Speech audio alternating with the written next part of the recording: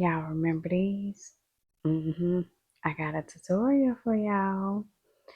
So, first things first, get all the colors you want. Second thing, get your airbrush. Yeah, I use the airbrush. So, in this bottle, I have 2 parts acetone, 1 part alcohol, okay? Don't come for me because I'm not sending for you, okay? So, I pour a little bit in there. I do quite a bit because I do actually go over these about 3 times just so it get that fullness on that nail. Now the original set, I did it on clear nails. On this set, I gave myself a little bit of leeway and gave me a soft white background. Okay, choose whatever works for you when it comes down to doing airbrush. Just remember that this polish or alcohol ink, whatever you use, is diluted. So clear, you will be needing to use or will be having to do 3 to 4 layers of sprays, okay? And make sure you're not holding your airbrush too close because it will like just blow it. And you will see what I'm talking about if you hold it too close. It will not look like an airbrush thing. It will look like somebody took the polish and blew it on there for real. So keep it at a good distance. Me, I don't constantly hold it. I kind of like click, click, click, click, click, click, like I'm like spraying it out, kind of, if that makes sense. Um, this is also how I clean out my airbrush. Well, yes, this is how I clean out my airbrush. I clean it out after every color, after every use. I clean it out real good. I make sure that all the color is out of there as well as all of the liquid is out of there. I'm going to do it in depth on how I clean my other parts because that little handle that you use to spray, it gets sticky too. So I'm going to make another video on how you can clean that out and you can stop wasting your money on buying multiple hairbrushes, okay? I'm going to help you out. But I digress. We go on to the next color and I do the same thing. Put the color in, put my 2 parts acetone, 1 part alcohol in there, put enough in there so I can do 3, 4 coats. Now with the red, I didn't do as many coats because the red is already vibrant and I didn't want that red to swallow that orange. So I believe I only did about 2 coats of the red because I was like, yeah, it's red and the red is doing its thing.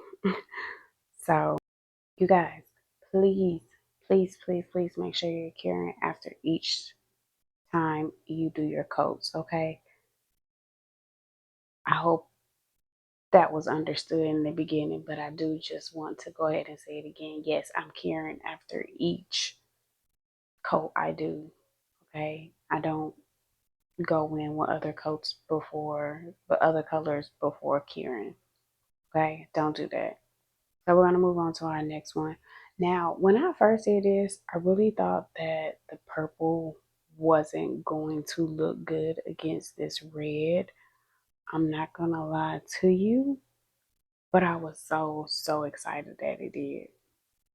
Now, one thing I can say is once I did get all my colors down, I did go back and touch up a few colors like my orange, just because once you're layering, like it does spray out. Like just because you only see it getting in one area, it does touch other areas of the nail. So up to your discretion.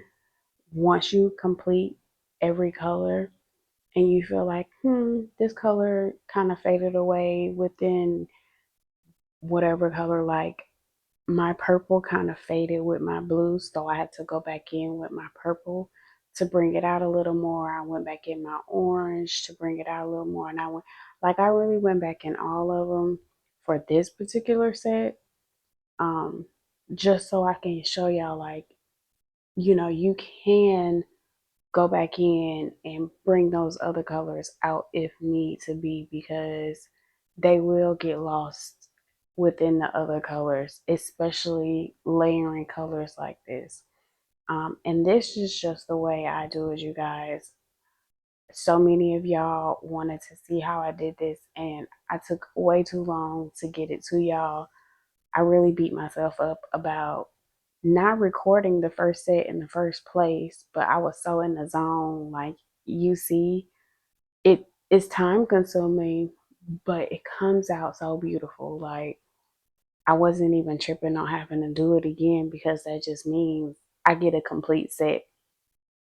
So thank you for pushing me to make this tutorial for y'all. I love airbrush. If it's not acrylic ombre, best believe I airbrushed it.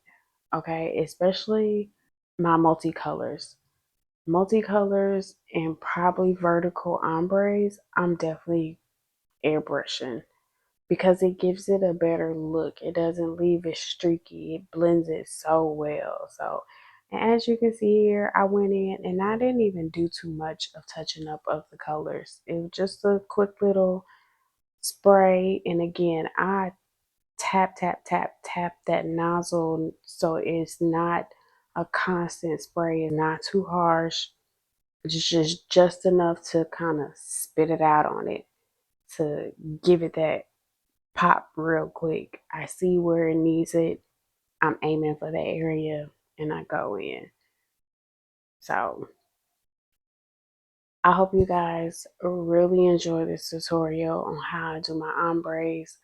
I will be doing so many more because I have 3D art to add into a couple of sets and an airbrush set. So be on the lookout for all of those. And if you can think of anything else that you might want to see me do, even if I haven't done it, request it.